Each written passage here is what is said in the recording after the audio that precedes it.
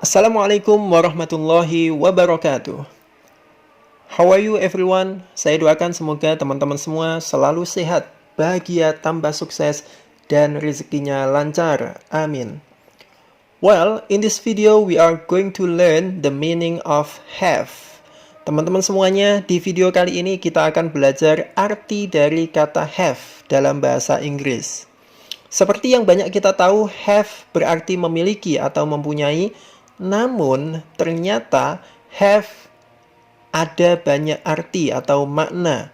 Di video ini saya rangkum ada 11 arti dari kata have.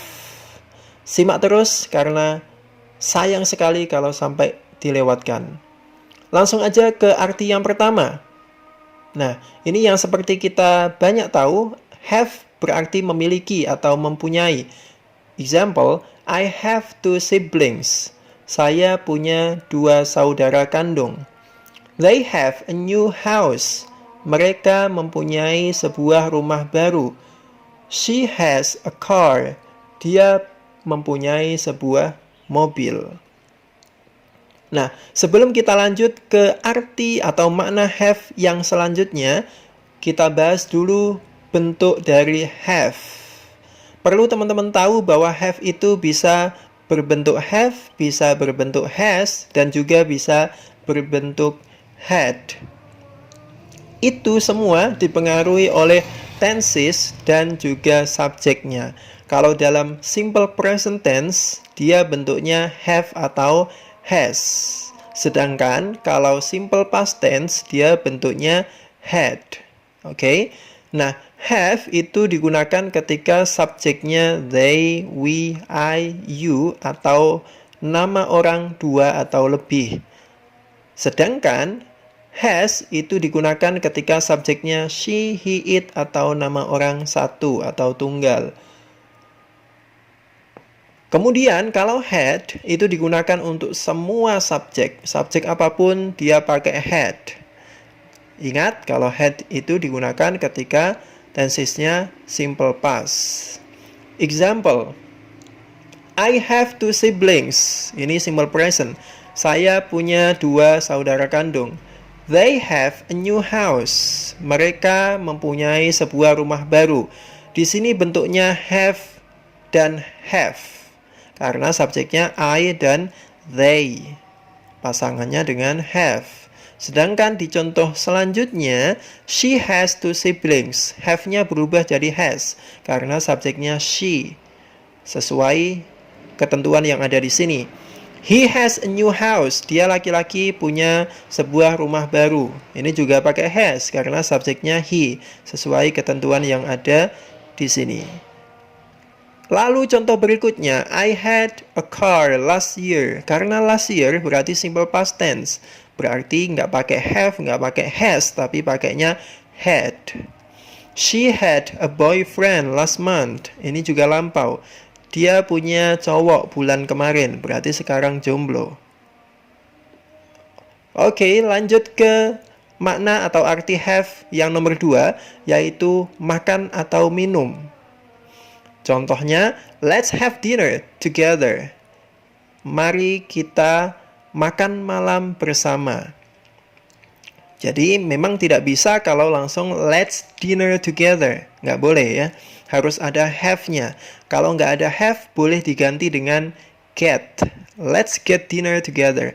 Boleh juga diganti dengan eat. Makan. Let's eat dinner together. Seperti itu. Jadi have di sini berarti makan.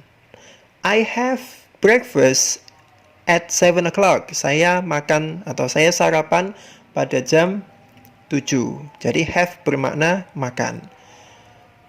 Atau minum. Contohnya, I want to have orange juice. Aku ingin minum jus jeruk. I want to have a cup of coffee. Aku ingin minum secangkir kopi. Oke. Jadi ingat, arti yang pertama have adalah memiliki atau mempunyai. Arti kedua berarti makan atau minum. Next. Yang ketiga, have bisa berarti menderita atau sakit. Contohnya, I have headache. Aku sakit kepala. Yang kedua, he has pain in his back. Dia sakit di punggungnya. Oke, jadi have yang ketiga bermakna menderita atau sakit. Yang keempat, have bermakna melakukan. Contohnya, I usually have a short walk before breakfast. Aku biasanya jalan singkat atau jalan sebentar sebelum sarapan. Olahraga dulu ya. We want to have a rest. Kita ingin beristirahat. He will have a shower. Dia akan mandi. Jadi have di sini bermakna melakukan. Oke, teman-teman. Jadi have itu maknanya atau artinya menyesuaikan dengan konteks kalimatnya. Yang kelima, have bermakna mengadakan kegiatan atau acara. Contohnya, let's have a party tonight. Mari kita mengadakan pesta nanti malam. We will have a meeting tomorrow. Kita akan mengadakan rapat besok. Oke, next. Yang keenam, have bisa berarti mengalami. We will have a great day in Jakarta. Kita akan mengalami hari yang menyenangkan di Jakarta. Jadi, he had a wonderful time yesterday. Dia mengalami waktu yang menyenangkan kemarin. Oke. 7, have bisa berarti semoga. Semoga di sini berupa harapan atau ucapan saat perpisahan. Contohnya, have a nice day. Semoga harimu menyenangkan. Have a good dream. Semoga mimpi indah. Dan lain sebagainya. Jadi saat perpisahan, biasanya kita pakai have a nice day, have a good day, dan lain sebagainya. Next, yang ke-8, have bisa berarti melahirkan. Contoh, Alice had a baby girl last night. Alice melahirkan bayi perempuan tadi malam. Nah, ini karena tadi malam bentuknya jadi had, lampau, simple past tense. My aunt had a baby in this hospital. Bibiku melahirkan di rumah sakit ini. Yang ke-9, have plus to bermakna harus. Contohnya, Bob has to sleep. Karena udah ngantuk, jadi Bob harus tidur. I have to go now. Aku harus pergi sekarang. You don't have to believe me. Kamu tidak harus percaya padaku. Yang ke-10, have plus verb 3. Have plus verb 3 bermakna sudah atau telah.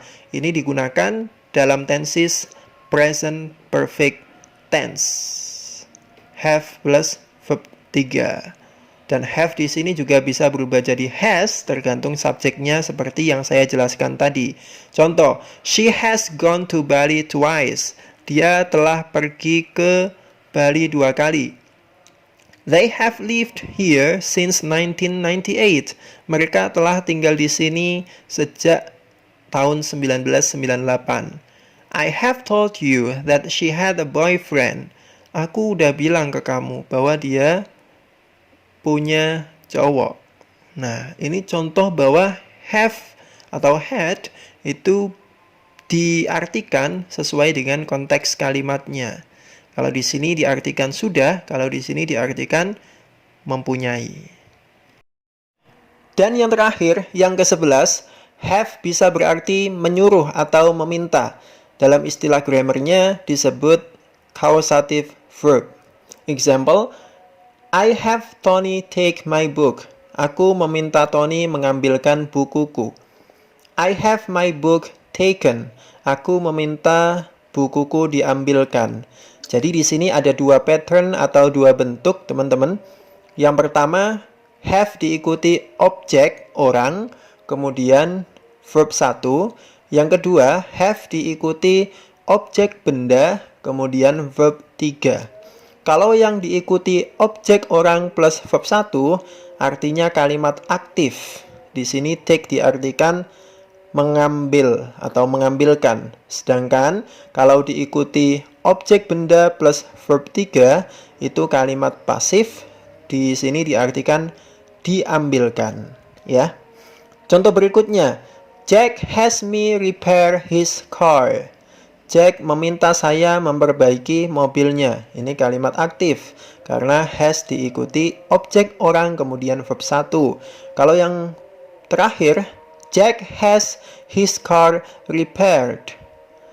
Jack meminta mobilnya diperbaiki. Ini kalimat pasif. Rumusnya has diikuti objek benda kemudian verb 3. Oke, sampai di sini teman-teman, semoga bermanfaat. Thank you for watching this video. Hope it's useful. Don't forget to like, comment, subscribe, and also share this video to your social media. See you on the next video. Assalamualaikum warahmatullahi wabarakatuh.